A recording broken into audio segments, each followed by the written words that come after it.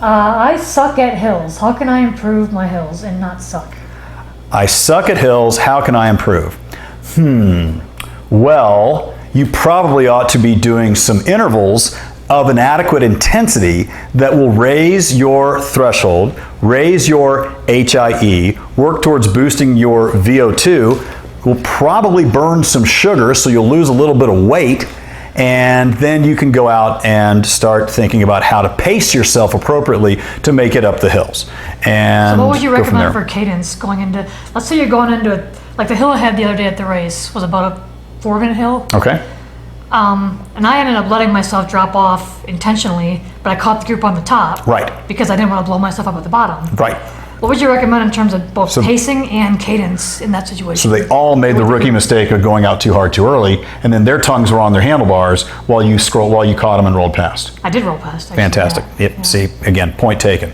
So when you're riding your bike and you're asking about cadence, the answer is this. You always want cadence to be slightly harder than gravity. All right, so that if you were on the easiest gear and just the leg was dropping like a knee pivot, you would just let it go. Well, you got to be a little bit harder than that because you got to force your way up the hill. Anything above 4%, gravity takes a big bite. And so what you want to think about is, how do I find a rhythm that's going to keep me accelerating, or well, I can't say accelerating, keep me at a velocity that's comfortable but challenging. And that's the trick. And so you've got to think about, first of all, you got to know the route. And secondly, you've got to understand how to best go out and work yourself up and over the hill. Now, how do you do that?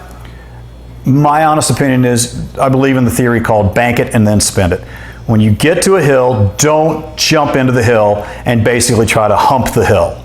That's not going to work. Your physiology is going to pay the metabolic price. You're going to end up going backwards. It's not going to work. Instead, you want to let yourself settle into the hill, think about what it's going to take to get over that baby, and then work your intensity up ever so slightly over time, so that as you near the summit, those are where your hardest moments of intensity actually are. So if you have a power meter and you know what you can sustain for whatever you feel that hill might be in terms of time, 2-minute hill, you can use that to pace yourself. You can use that to pace yourself. What I would do is I would start below whatever that number is. And again, this is where it pays to know what your power duration curve looks like, what your 2-minute, if it's a 2-minute hill, you need to know what your 2-minute MMP is, because you don't want to do it at your 2-minute MMP. You want to do it below that number so that you can do more of them. Okay, now it doesn't mean to do them at half of that power, but you want to do them at 80 or 90%, because there's a very fine line between just enough and overcooking it.